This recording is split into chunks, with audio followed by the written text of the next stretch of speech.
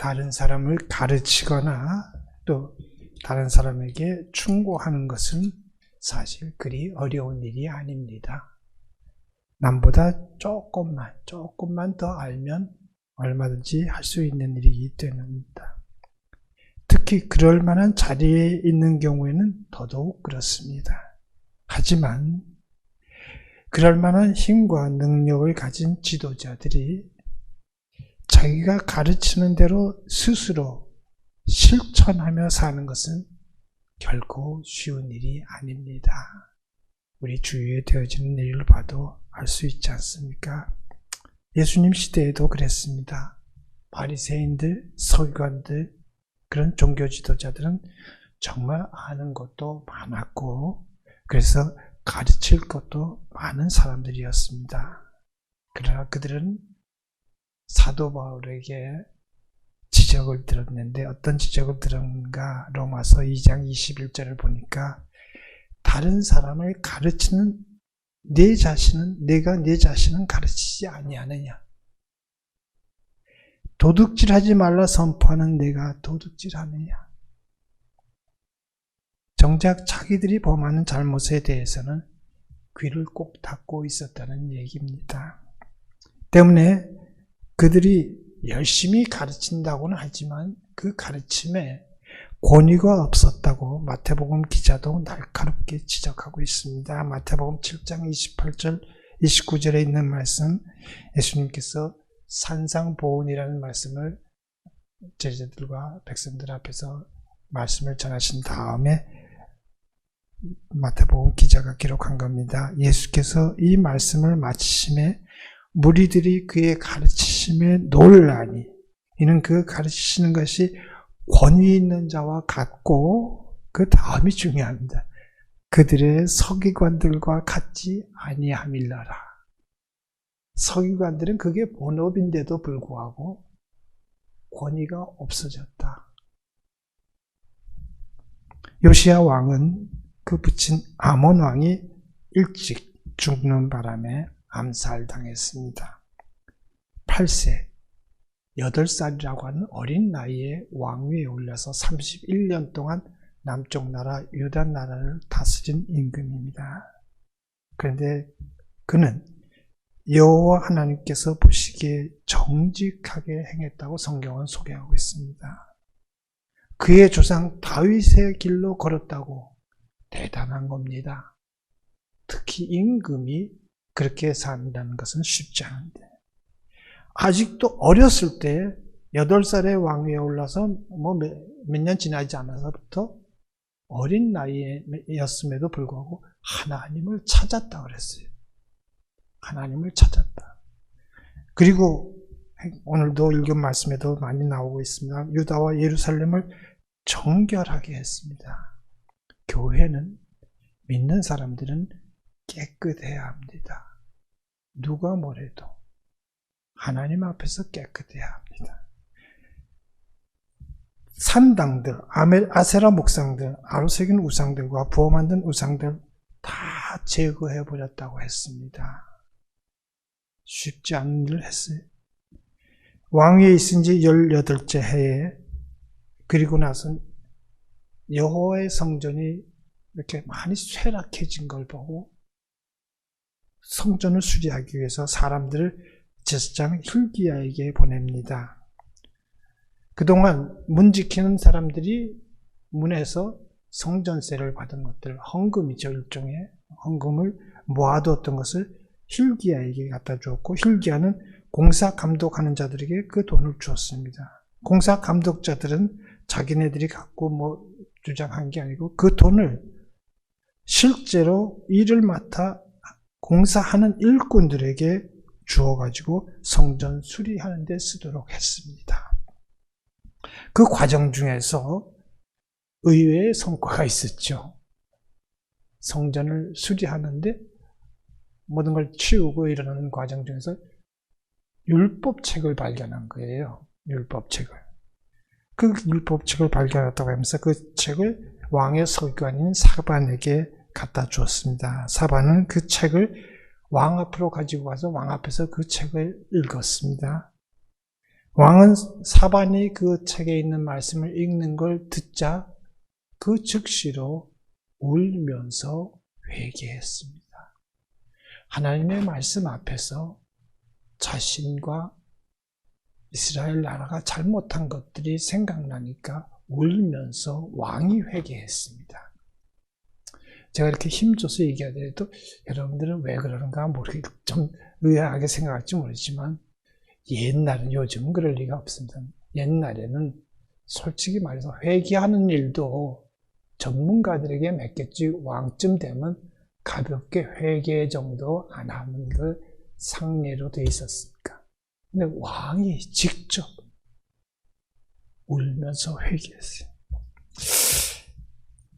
여기서도 한 가지 짚고 넘어갈 사실이 있습니다. 요시야 왕의 아버지 아몬 왕은 악한 임금이었습니다. 정말 유다 나라에도 여러 명 악한 임금이 있었는데 상당히 악한 임금이었는데 그 아버지가 또 누구냐? 므낫세라고 히스기야 왕, 아주 선왕이죠. 히스기야 왕의 아들인데 이 므낫세가 또 대단히 악한 임금이었습니다.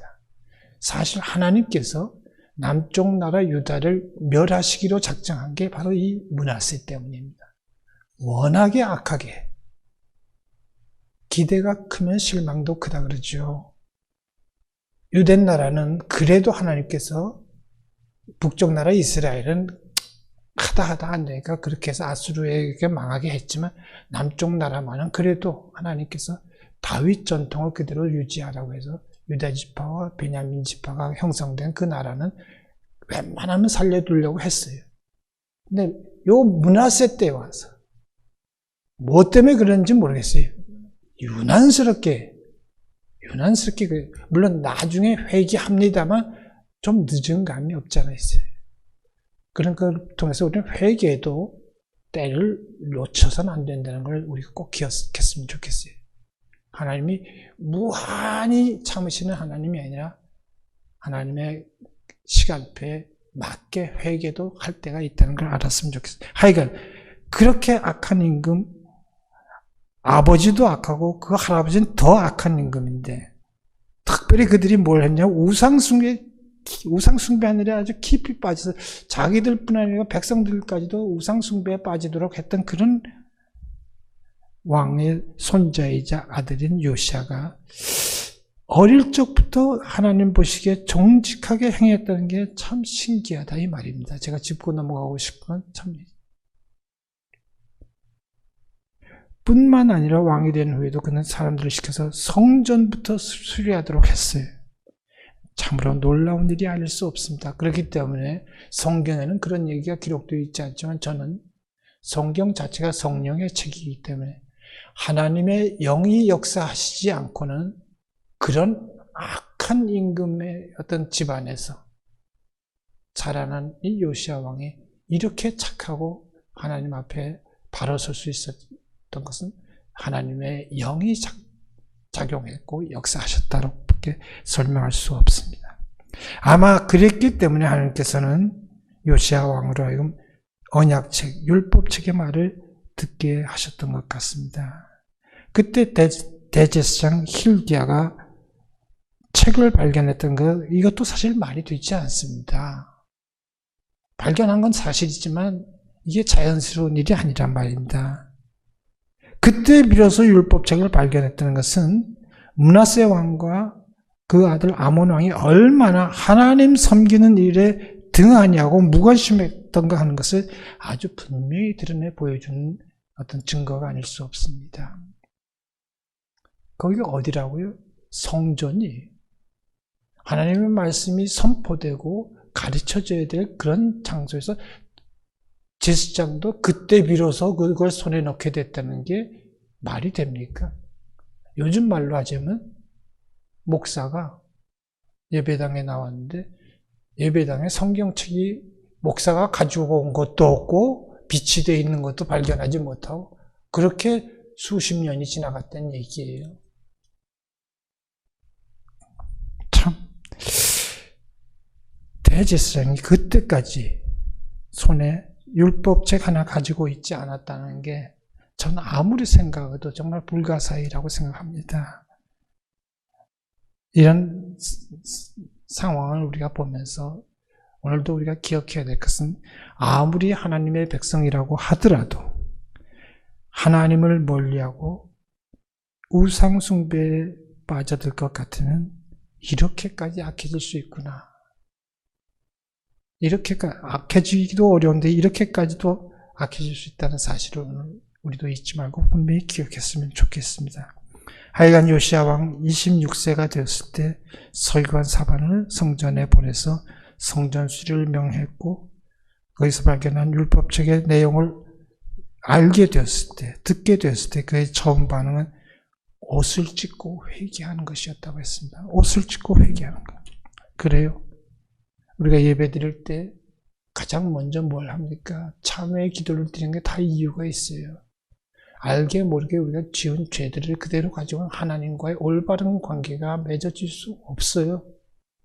하나님의 문제가 아니라니까. 죄 범한 우리가 문제예요. 어떤 신분을 가지고 있고 상관없이 죄의 문제를 철저하게 회개하는 것이 중요합니다. 그리고 그 내용, 그 책의 내용에 대해서 하나님 앞에 물었고 하나님의 사람을 통해서 그 내용을 듣게 되자 자신들이 얼마나 잘못했는지 비로소 왕도 깨닫게 됐다는 거예요. 알았어요.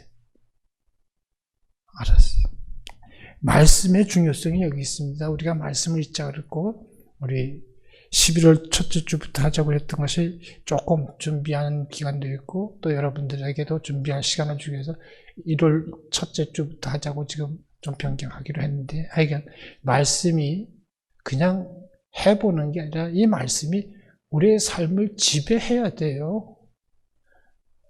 말씀 암송하는 거하고 되는 게 아니라 말씀이 내 삶을 지배해야 돼요. 그렇게 말씀과 하나가 되는 삶을 살아야 돼요. 우리가 생각했던 것보다 훨씬 더 깊이 있는 의미 있는 삶으로 이 말씀이 인도하기 때문에 그런 겁니다. 하여간 그 책에 기록된 모든 것을 행하지 않다는 것을 깨달았을 뿐만 아니라 그는 그 결과는 무던히도 오래 참으시는 하나님 진노하실 수밖에 없다.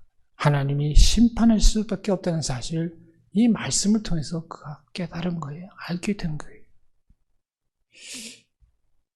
사실 예나 지금이나 돈이나 권력이 많으면 많을수록 어떤 특징이 나타나느냐면요.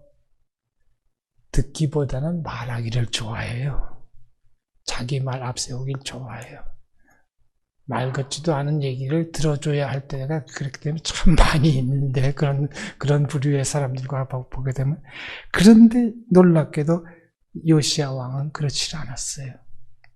그는 하나님의 말씀을 소중하게 여겼고 그랬기 때문에 그 말씀에 귀를 기울여 그 말씀을 청중했어요. 그렇게 까닭에 그는 왕이었음에도 불구하고 하나님 앞에서 무릎을 꿇고 울며 회개까지 했던 것입니다.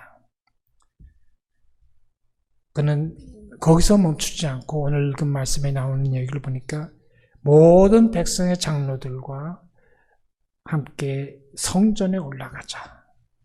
다만 장로들뿐만 아니고 제사장들, 선지자들, 다른 모든 일반 백성들까지 모두가 다 모여서 성전에 올라갔습니다. 그리고 그 율법책에서 자기가 들은 말씀을 그 백성들과 모인 무리들에게 다 들려준 거예요. 말씀. 왕의 얘기가 아니고 위대한 지도자의 얘기가 아니고 하나님의 말씀을 백성들로 하여금 듣게 들려줬어요. 말씀을 들려주고 난 다음에 백성들에게 그는 제안합니다. 마음을 다하고 뜻을 다해서 하나님께 순종하고 그 계명 법도 율례를 지킴으로써 하나님의 백성답게 계약 백성답게 그렇게 살 것을 요구했어요.